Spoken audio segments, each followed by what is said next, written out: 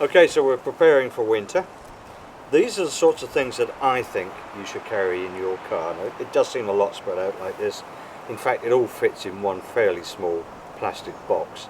This is my personal collection, if you like, but I think it's pretty typical of what I think you should carry. So we have a 5-litre green petrol can. Yours is a diesel car, it'll be a black one. You don't need to carry that much in it. A couple of litres will get you to your nearest garage. Usually it'll give you 20 miles, something of that sort of order, and that's really all you need. Good first aid kit. I like to carry quite a large one, not necessarily for what happens in my car, but if I need to stop and help other people. It's all about being a good Samaritan. A blanket, good warm blanket, good warm coat. How often do we hear stories during the winter on the news of people that have either frozen to death or near frozen to death, stuck in snow and inadequately dressed, no preparation. Obviously de-icer, you can buy de-icer everywhere this time of year. It's very cheap, makes sense to keep it in the car, but also carry one outside the car. Keep one near your front door for when you come out in the morning and the locks are frozen. It works equally well on locks as it does on windscreens. A tow rope, this one a bright orange one. Okay, it's not much help to you if you've broken down and you're all on your own. But if somebody comes to help you, and you do hope those good Samaritans are out there, then they can connect car to car and tow you out of your misery. Some tyre weld. Now in this instance, these tyre mousses, there's a number on the market. They're all very, very successful with small punctures. I carry 2, you can carry 1, whatever. They don't cost more than a few pounds each, and they will rescue you and get you to a garage or maybe get you home. A fluorescent waistcoat. I would suggest you never step out of your car on a dark road without putting that on first. So keep it in the boot of the car if you must, but better still is keep it in your glove box. Set of spare bulbs. You can buy just the kit that fit your car, and it's got all the spare bulbs in, one of everything. And again, if you need to change bulbs, they're all there. You can buy similar kits of fuses.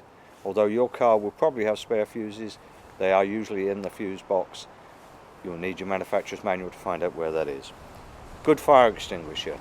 Don't go for one of those cheap, tiny aerosols you frequently see advertised as ideal for the motorist. They're not, they're rubbish. The ideal one is a minimum 1 kilo powder extinguisher. It'll cover most eventualities. Again, you might not need it for your car, but you might stop and help somebody else who's got a problem.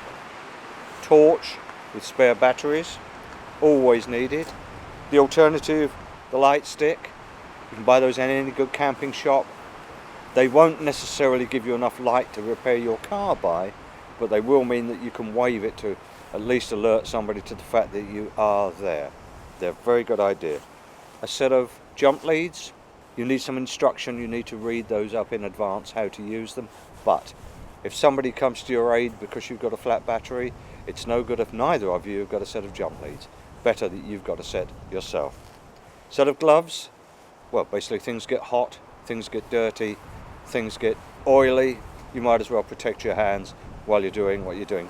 And the last item, an old favourite of mine, a roll of gaffer tape. Now it has a number of names, but it is essentially a roll of very wide, very, very sticky tape. You can carry any number of temporary get-your-home repairs just with that. If you have a broken window, fine, you can gaffer tape that together.